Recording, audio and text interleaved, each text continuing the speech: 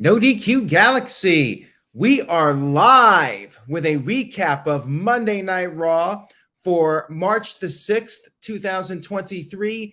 This week's Raw was in Boston, Massachusetts as the road to WrestleMania continues.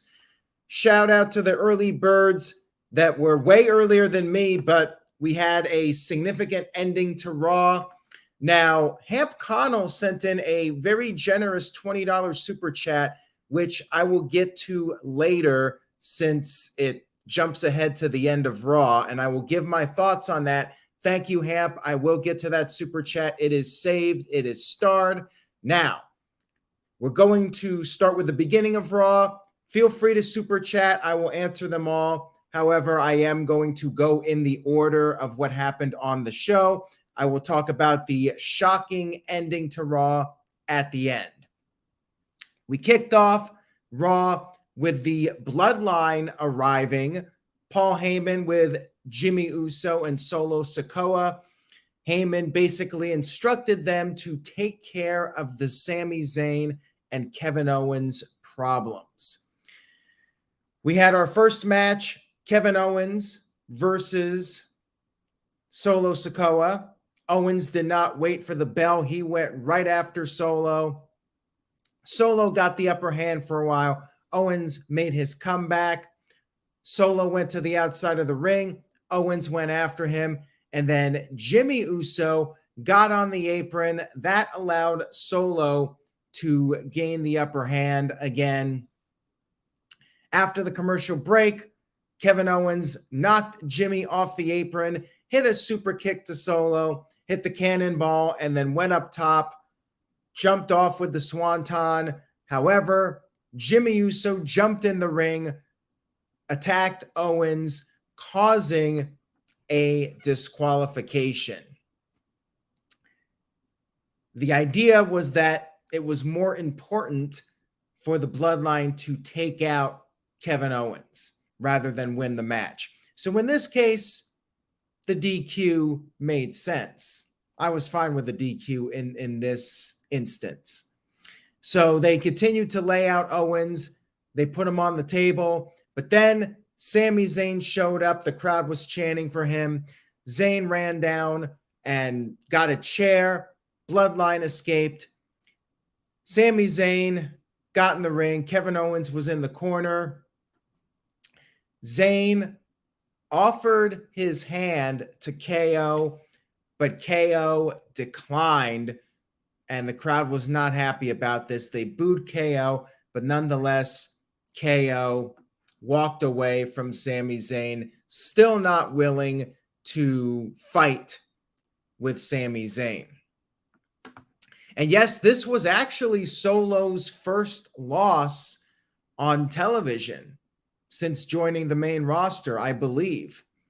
A disqualification. But again, the commentary, they made it clear that the Bloodline was looking to take out Kevin Owens.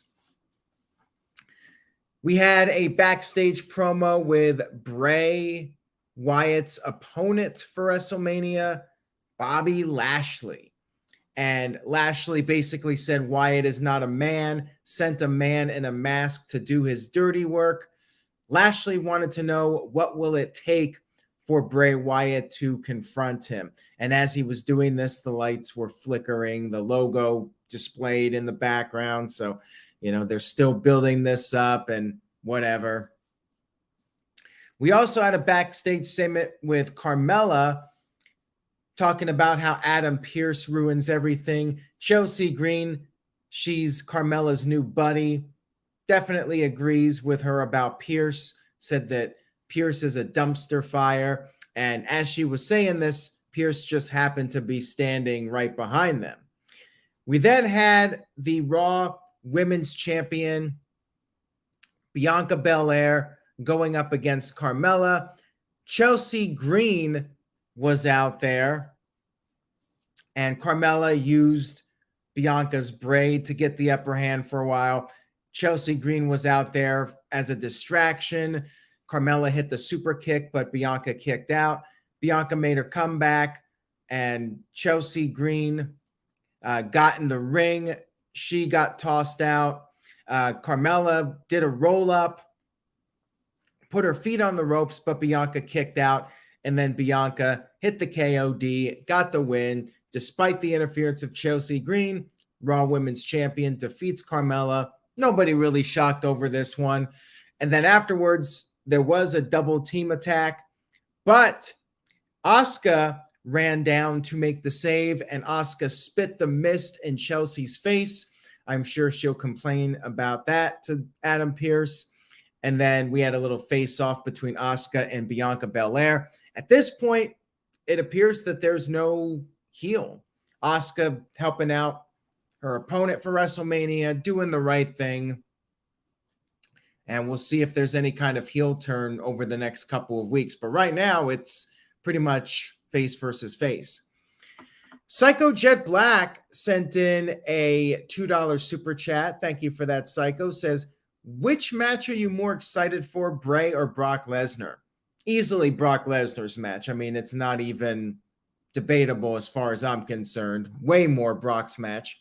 They got a long way to go with Bobby Lashley and Bray Wyatt, and I'm not sure there's a whole lot they can do to make me care about that match. We had Sami Zayn approaching Kevin Owens backstage, and Zayn said that, yes, their situation is complicated. However, they don't need to be best friends. They have the same objective, and that's to take out the Bloodline. But Owens said he's been fighting the Bloodline for the past 8 months, and he said that he doesn't want to fight with Sami Zayn. And Owens even said maybe Sami Zayn should go back to Roman Reigns and apologize and ask for forgiveness, all that stuff. We had a little video package for Rhea Ripley, and then we had a confrontation backstage between, or not backstage, we had a confrontation in the ring with Seth Freakin Rollins and Logan Paul. Miz, since he is the host of WrestleMania, he was the moderator for this. And the crowd was singing the Seth Rollins song. Miz did the, when my hand goes up, your mouth goes shut. Did not work. They kept singing the song, and Logan Paul said that the segment had a time limit and they needed to shut up. Logan Paul got the crowd to boo, but then they went right back to singing the song again. Rollins finally started talking, and that's when the crowd, they finally settled down a little bit. But yeah, they just kept singing the song. It's crazy how much that has caught on. And even at the AEW Revolution pay-per-view, when Moxley did the curb stop, the crowd started singing Seth Rollins' song. Like, Rollins has really gone to a whole new level of popularity, which is crazy considering how much fans hated him in 2019. But anyways, Rollins introduced himself, and Logan Paul started trash talking, saying he embarrassed Rollins twice, and he does Rollins' job better than Rollins. And the crowd chanted, F you, Logan, uncensored, of course. And I feel like instead of just bleeping it, the audio people decided to turn the crowd noise down, but you could still hear it. And Rollins responded by calling Logan a troll and saying that they don't want him in their house. However, Rollins was ready to fight, but Logan Paul said he's not fighting for free. He's only going to do it at a premium event. Miz said that since he's the host of WrestleMania, he could make the match for that event. And then Rollins threw Miz out of the ring. Logan Paul went for a curb stomp but missed. Then the Miz got back in the ring. Rollins had to deal with Miz, and that's when Logan Paul got in his lucky shot. He punched out Seth Rollins, And this basically set up the WrestleMania match. It was confirmed. Seth Freakin Rollins versus Logan Paul. And I'm looking forward to it. I know Logan Paul is a polarizing figure, but every time he's delivered, and Rollins is great. So I'm confident that they will have a really solid match at WrestleMania. And, Logan Paul going full heel here, I think it's the way to go, especially against Seth Rollins. The crowd just loves him so much. Psycho Jet Black with a $2 super chat says, they should have done Brock Lesnar versus The Miz. No. I mean, the thing about Omos is that Omos is a giant, and they're going to get that moment. The clip of Brock Lesnar hitting the F5 on Omos will get millions of views on social media. Like, it's a special moment to see the giant get tossed around by Brock Lesnar. Miz getting tossed around doesn't really mean anything. Like, they could do it for comedy, but not something for a big WrestleMania moment. And yes, City by the Bay, The Miz is the host for WrestleMania because, well, he's got nothing else better to do. And you got to get him on the show, right? Speaking of Omos, we had Omos versus Dolph Ziggler. And this was about as much of a squash match as you're going to see involving Dolph Ziggler. Like, he does lose a lot, but he does get in some offense. I mean, this was really one-sided. Mustafa Ali was at ringside watching, eating popcorn. And yeah, Omos hit the big boot, tree slam, got the win in like a minute or two. And then MVP cut a promo basically saying that's all the hype they need for WrestleMania, and the beast will be tamed at WrestleMania. Spoiler alert, that will not be happening. But yes, Omos squashes Dolph Ziggler en route to WrestleMania 39. And yes, Dolph Ziggler, former world champion. How the mighty have fallen. But, I mean, Ziggler's stock has been plummeted for a long time now. It's nothing new here. We had the Maximum Male Models backstage, and they were saying all these compliments. Baron Corbin was right there, and he thanked them, but they said they were not talking about him. They were talking about Otis, who was off to the side. And they said that Otis has the it factor, and he also has hair. But Maxine was not totally down on Dolph Ziggler, said that maybe if Corbin could take care of that little short, ugly guy, Chad Gable, then they would consider Corbin for their group.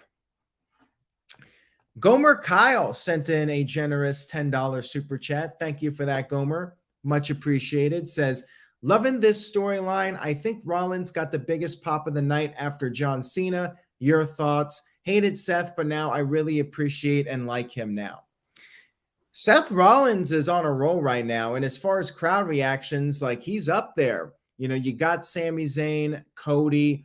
He might be a strong argument for second or third most over babyface in the company right now. I mean, it would be considered neck and neck between Cody and Sami, and then Seth Rollins is right there. And I've always liked Rollins, and, he kind of got stale for a while, and the Monday Night Messiah gimmick was not that great. And plus you had the pandemic, but, for once, Def Rebel came up with a good theme song. There's not many good ones, but the Rollins music he has now, like, it has worked. The crowd likes the music, they sing it, and it's really helped Rollins out a lot. Like, the music, and that's what I always say, how important entrance music is. Like, I really do believe that entrance music can make or break a character, literally. Look at Bobby Roode. Like, with all due respect to him, he's a sound technician, but without the glorious music, like, there's not a lot to care about. But you have that music, and he's a superstar. And Rollins is great, but that music, I think, really helped give him a resurgence in popularity in WWE. I say the music helped a lot. So anyways, moving on here. Basically, Paul Heyman, once again, making it clear that if Jimmy does not solve the Sami Zayn problem, Roman Reigns will blame Jimmy if Jey Uso doesn't come back to the fold. Psycho Jet Black sent in a $5 super chat. Thank you for that. Says, seriously, I'm happy Seth Rollins is getting to be a babyface again after his last run was derailed by The Fiend at Hell in a Cell.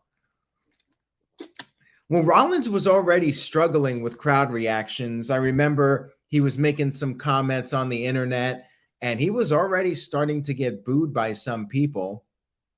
And that was before Hell in a Cell. But yeah, the Hell in a Cell match basically made him a heel.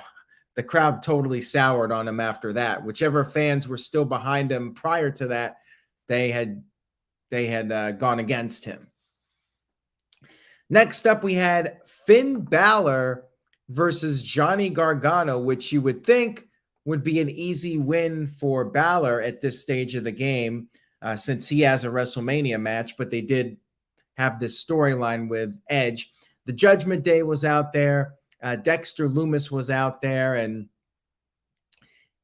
Johnny Gargano was getting in some offense, and he was doing pretty well. He hit a spear, and then Rhea Ripley got on the apron. Johnny Gargano took out Dominic. Finn Bálor took advantage of this and was perhaps on the verge of winning, but then all of a sudden, Edge's music hit. You had Priest and Rhea Ripley going up by the stage to cut off Edge, but Edge came through the crowd and knocked Balor off the top rope. Johnny Gargano hit the one final beat and picked up the, I guess you could call, an upset victory over Finn Bálor. So yes, Edge gets the win, and now I'm even more convinced that Balor will win at WrestleMania, considering that he's losing here on the road to WrestleMania. And Edge took out Balor with a spear after the match was over, said this is not over, and then later on backstage said he'll be on Raw next week, and he'll be by himself, hoping to settle things with Finn Bálor once and for all. Next up, we had Nikki Cross versus Piper Niven, and Nikki attacked Piper, but did not work out too well for her. Piper quickly recovered and made very short work of Nikki. Another squash match, very quick match here, and yeah, Nikki Cross, even though she dropped the superhero gimmick, doesn't really seem to have anything going for her right now. And yeah, this was just, filler, get them on TV type of deal. Not much to it. Not building any WrestleMania program or anything. Just something for them to do. Building Nexus sent in a $2 super chat, says, do you think Finn Bálor is going to be the Demon?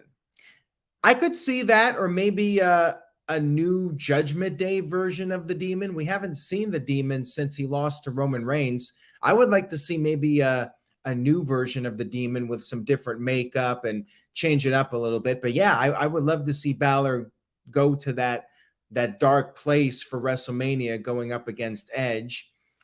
So we'll see what happens with that.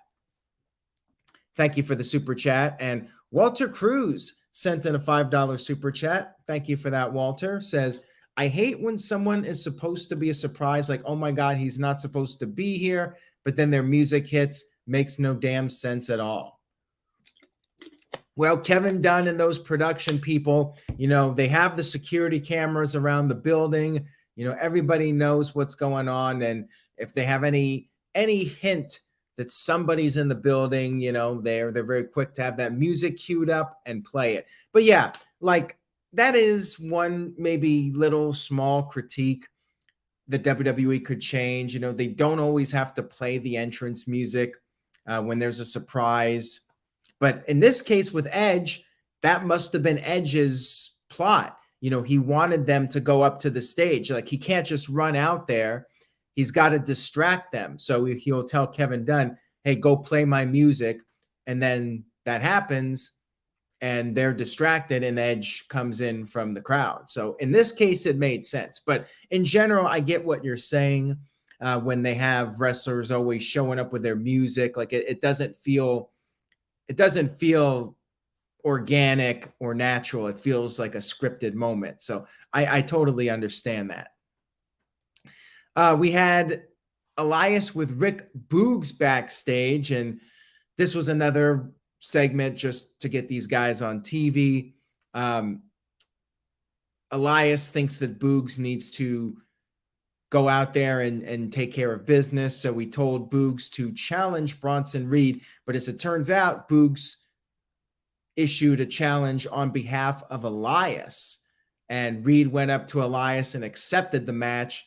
Elias was pissed, but it is happening. Next week, Elias versus Bronson Reed.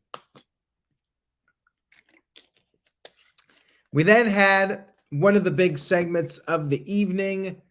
We had John Cena come into the ring, and Austin Theory came down for the inevitable confrontation between these two that everybody has been waiting for. Now, Austin Theory praised Cena, said Cena's the reason he became a WWE superstar, and he had a gift for Cena, a challenge, United States Championship match for WrestleMania. And John Cena quickly responded with no. Cena said that he's not interested in the gift. Austin Theory has not earned the right to offer this gift. Cena said he doesn't care about Theory. No one does. Cena said that Theory is in Cena's ruthless aggression era, which almost got Cena fired.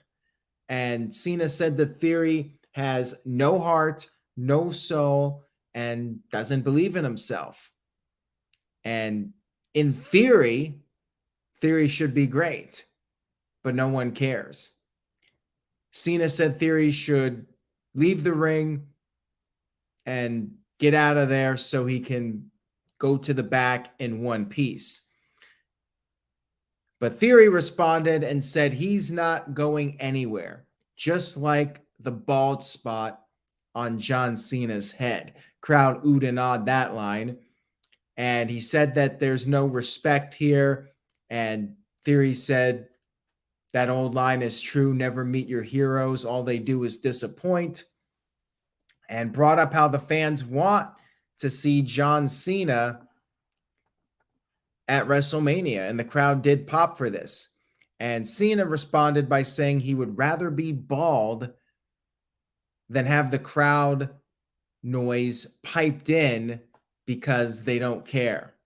And the crowd really enjoyed that line, and so did the internet. That got a big pop in the arena and online. And Cena said Theory's not ready.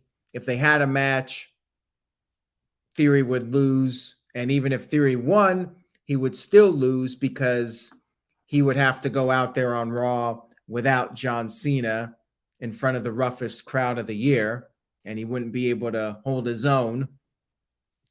So yeah, Cena was really, really going to town on Austin Theory here. You could call it a murder on live television. It was brutal.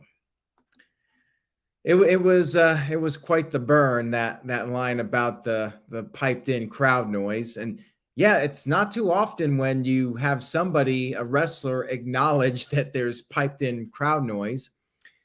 Cena said that because Theory brought the fans into it, he has to ask the fans. He's not going to give up on them.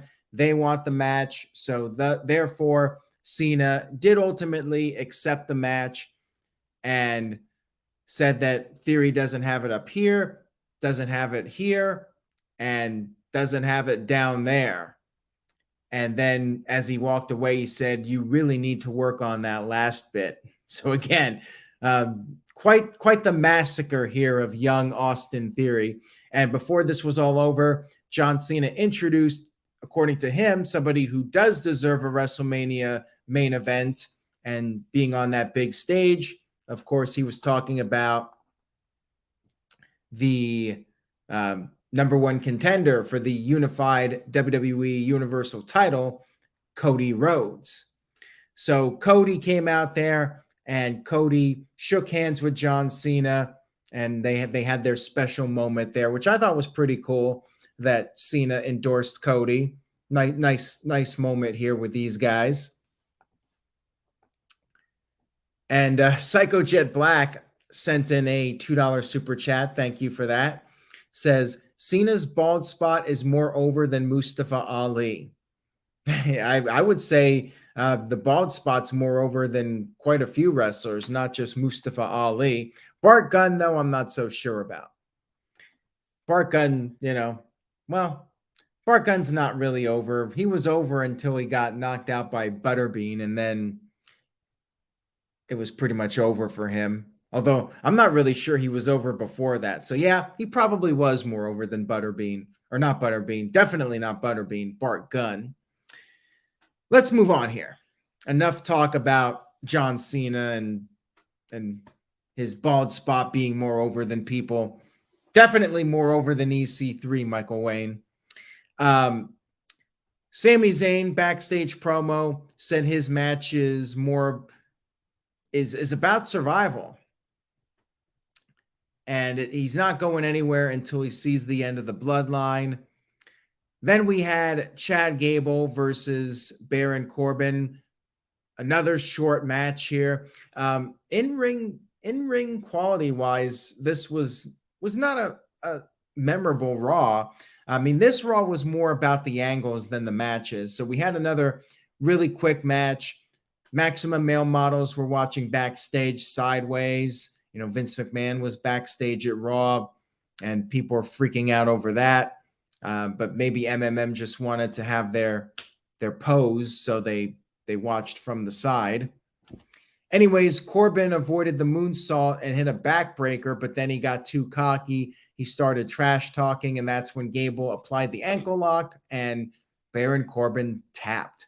That's how you know you're pretty low on the totem pole, when you're tapping out to Chad Gable, with all due respect to Gable. Next up, we had the new women's tag team champions, Becky Lynch and Lita. Lita talked about how she could not pass up the opportunity to go for the tag titles. The crowd chanted, "You deserve it." And she said that she had somebody else she wanted to thank, and that was Trish Stratus.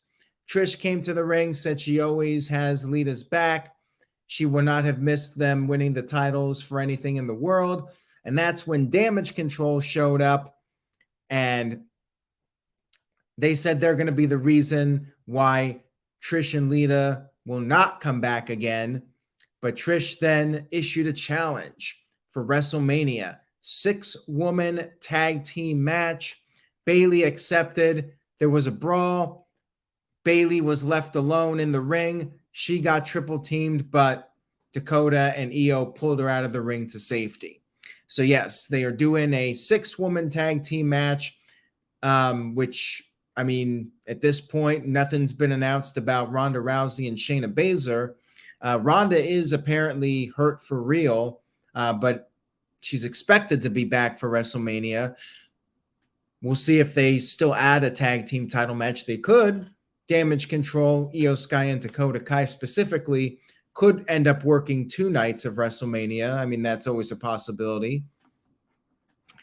Walter Cruz sent in a $5 super chat. Says it shouldn't be a 6-woman tag team match. Should be the tag team titles getting defended, and Bayley versus Trish one-on-one just shows that they do not care about the titles. Well, I mean, we'll have to see how this all plays out. Like, I was thinking that the 6-woman tag team match made more sense than Ronda and Shayna going for the titles, since that is such a cold storyline. Like, it hasn't really been built up or anything. They would just have a few weeks to build it up. The stuff with Bayley and Becky Lynch, like, this has been going on for a long time now. And Becky's been trying to take out Damage Control, and she's got some help now. So this storyline is hotter as far as I'm concerned Like Ronda and Shayna going for the tag titles just feels very random and last minute. So we'll see. If Ronda's cleared, I could see them still trying to do some sort of tag team match. Gomer Kyle sent in a $2 super chat, says, I want to care about this storyline, but I can't. I'm liking it. I mean, I don't think it's like a huge match for WrestleMania, but it is cool to see Trish and Lita teaming up again with Becky, and Bayley's getting her WrestleMania match for the first time in several years. I think it'll be a good match and it'll be entertaining. It's a nice spot for the women at WrestleMania. You know, I'm not hating it. You know, it's not the top tier match at WrestleMania by any means, but it's solid. I'm cool with it. Psycho Jet Black sent in a $2 super chat. Thank you for that. Says Cena's bald spot is more entertaining than Ronda Rousey promo. Well, yeah, I mean, John Cena's pinky is going to be more entertaining than Ronda's promo, with all due respect to Ronda. I mean, John Cena is John Cena, and he can pretty much outshine anybody. Any body part of John Cena can outshine the worst promos in WWE. We had our final match of the evening, Sami Zayn versus Jimmy Uso. And Sami Zayn got some early momentum, crossbody, early near fall, and then Jimmy threw Zayn to the outside. Solo attempted the Samoan spike, but the referee caught him. Solo was banned from ringside, and then after the break, Sami Zayn came off the top rope but got caught with a super kick. Jey Uso then came down to the ring. Jey Uso showing up here on Monday Night Raw in the main event segment. He was watching the match. And by the way, I forgot to mention, Sami Zayn hit the Blue Thunder Bomb and got the 1-2-3 victory. No, that did not happen. He did hit the Blue Thunder Bomb, but of course, Jimmy kicked out. Now, Jey was out there. Jimmy was really happy, but it wasn't enough. Sami Zayn was able to pick up the win out of nowhere. Should have been the Blue Thunder Bomb. This would have been an opportunity to have the Blue Thunder Bomb be the finish, but it wasn't. So Sami Zayn did win, even with Jey Uso out there and Jimmy happy that his brother returned. After the match was over, Jey Uso got in the ring with Jimmy. They had a tense moment. Jimmy and Jey had some words exchanged, but then Jey Uso left the ring, and Sami Zayn was outside of the ring.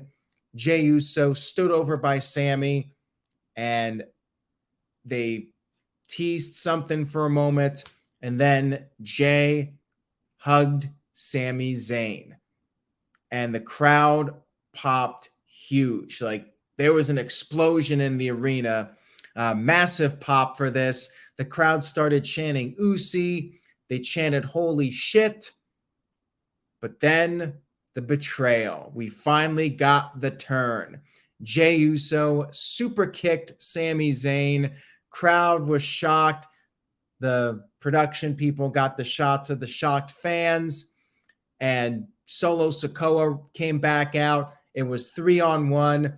Then all of a sudden, Cody Rhodes' music hit. Cody Rhodes ran down to make the save. Now, earlier in the show, there was a little moment that you might have missed. I think it was during the Rick Boogs and Elias segment. While that was happening, Cody Rhodes was way in the background talking to Kevin Owens. So Cody Rhodes is trying to mend the fences with Sami Zayn and Kevin Owens. So Cody Rhodes coming out there to help Sami. They've established a friendship. And now I'm going to get to Hamp Connell's super chat. So let me read this off here. He sent in a very generous $20 super chat. Much appreciated.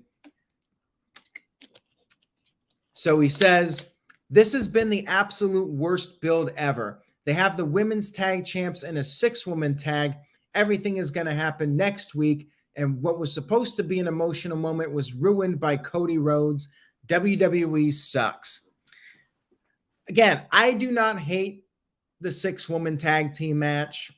I think it's fine for what it is. And they did do a lot on this show. And as far as Cody Rhodes running out there, I'm fine with this because too often there's a scenario where the babyface is getting beat up and he has no friends. And you're thinking to yourself, why is nobody coming out there to help this guy? Like, what the hell?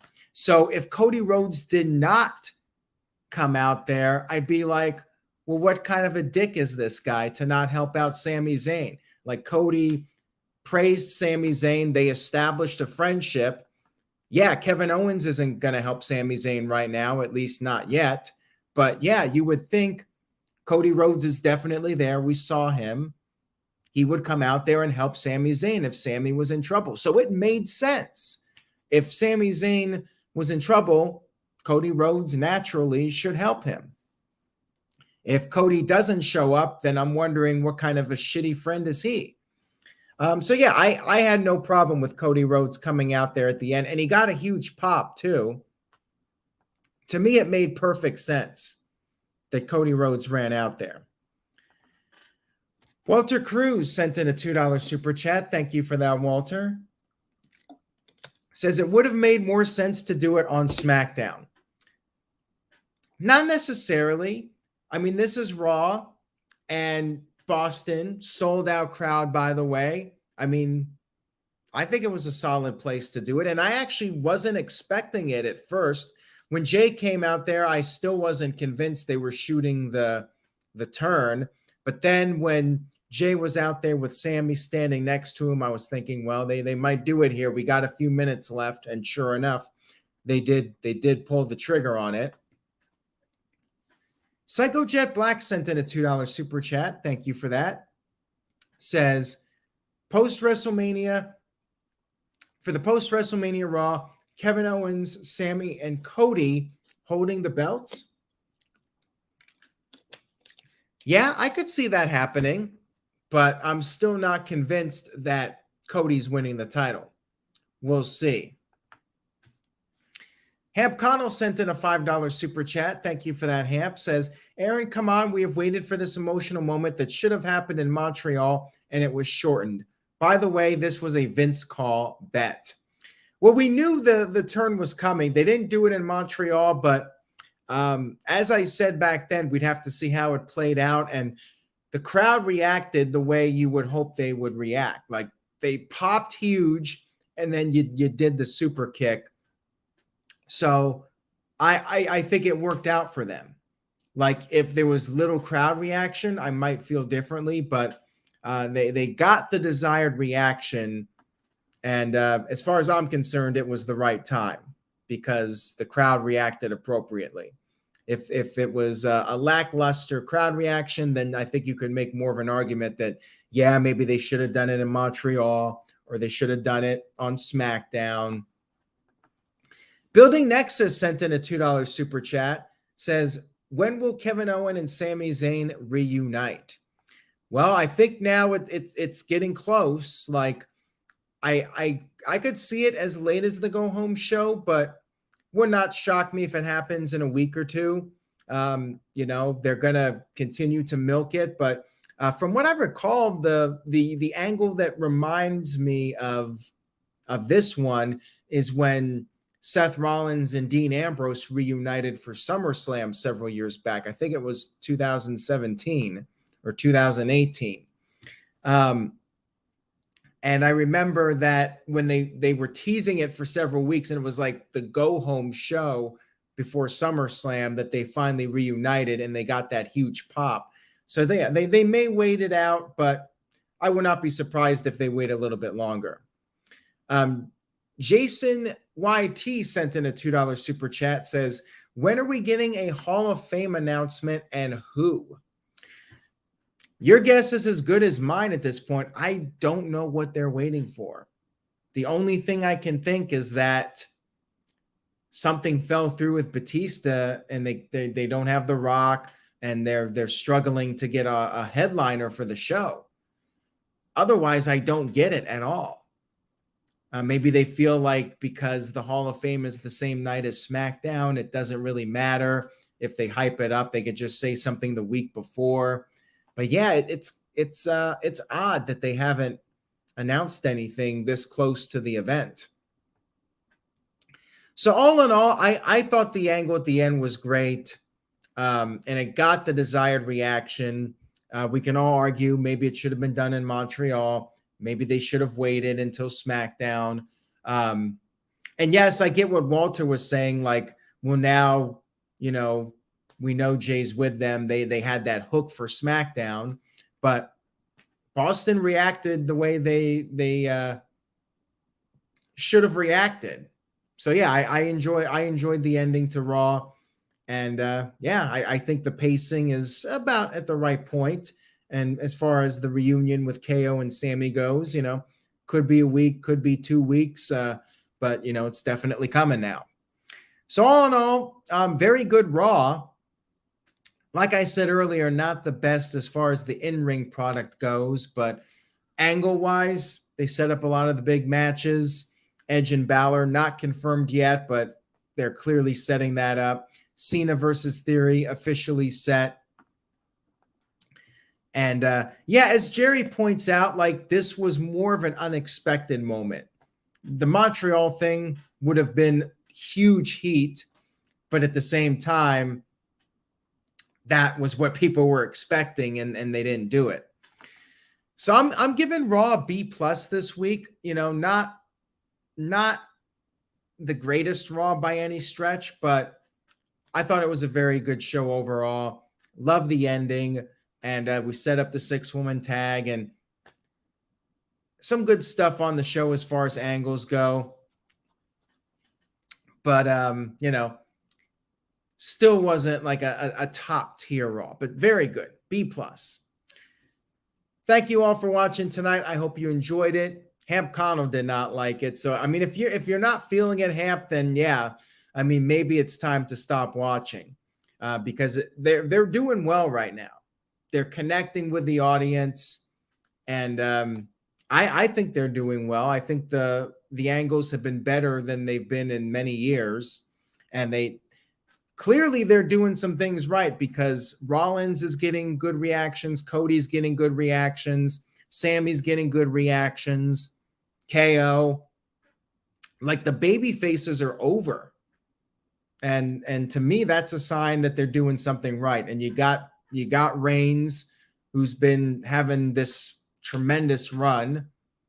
So yeah, I mean, if you're not enjoying the WWE product right now, then maybe it's time to move on. But much love to you, Hamp. I appreciate you tuning in. And thank you to everybody else for tuning in as well. Enjoy your week. We got a lot more content coming up. No DQ review later this week, or actually Sunday. But we got a lot more as far as Dynamite and SmackDown on Friday, of course. And then WrestleMania, that period's going to be very busy with predictions and whatnot. So stay tuned to the No DQ YouTube channel. Have a great week, everybody. And remember, say yes to NoDQ.com. And I will see you all next time.